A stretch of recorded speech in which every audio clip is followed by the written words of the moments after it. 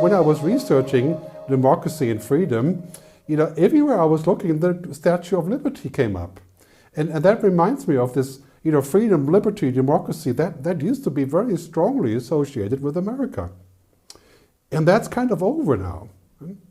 I mean, now we associate America with partisanship, right? Polarization. It's a very sad moment.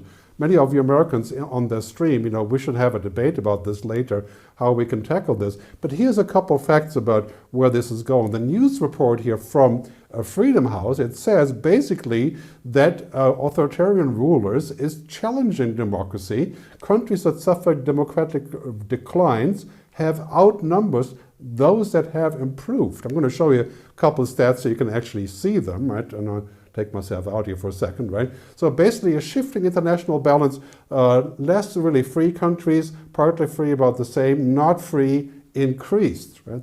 And the 15-year period until now has seen the number of not free countries reach the highest level. And a lot of people are saying this is a sign of the times, and I wonder where it comes from.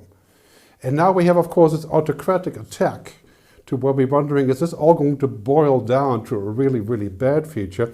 I don't quite think so, but yeah, it's definitely, it sounds like a huge challenge. Again, looking at the map here, Freedom in the World Index, also from Freedom House in Axios here, a couple of key bullets, right? Turkey, and Venezuela, and of course Saudi Arabia, and even India have been considered countries where freedom is declining.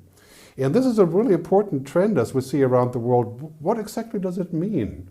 And where is it coming from? And how can we stem the tide of allegedly democracy declining? Even more stats on this here, also from Freedom House, a decline across the board. I'm going to publish the slide later as a PDF so you can download it. Just go to futuristgerd.com to see that. But, we have in Europe, down here, if you're looking at the circle here, relatively little decline of freedom and democracy. But in Eurasia, which of course includes Russia and our friend Putin, a strong decline, and most importantly, the functioning of government seems to be like it's really tanking, right? So the numbers here are quite clear, the statistics from Freedom House. Great article here by Anne Applebaum from the Atlantic magazine. She says the bad guys are winning. And from an American perspective, I can sort of agree with that. I do, however, think that this is a very kind of alarmist view of looking at things. Probably accurate, but nevertheless kind of a hopeless way of looking at things because, and of course, what happened the last couple of weeks, we could say, sadly, he's not winning, but he's definitely scaring all of us and destroying the world order as we know it. So more discussion on this later, but here we have an interesting scenario in the New York Times says, Putin versus democracy, and definitely has a point there, and Human Rights Watch says the future for autocrats is darker than it seems. In other words, autocrats aren't faring well. And I think that's something I've looked at. I think it's an important data point, as autocrats are living in this kind of what I call an ecosystem, right?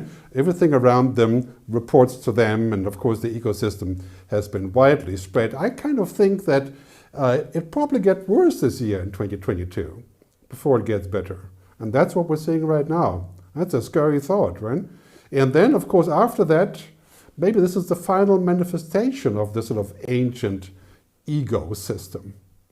And a lot of people have talked about this in the next 10 years, bringing all these changes, but I think 2022 is the change year where the ecosystems will go on the way out. And of course, the discussion about Ukraine, again, hangs together now with China, and I'll take some questions on that later. But that is my hope, the destruction of this ecosystem into the ecosystem that we really are in dire need of.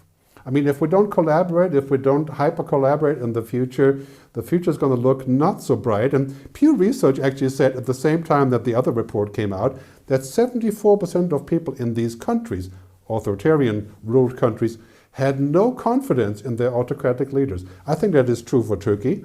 It is true for Brazil. Right? Of course it's true for America, the last president, not the next president, I hope, and many other countries.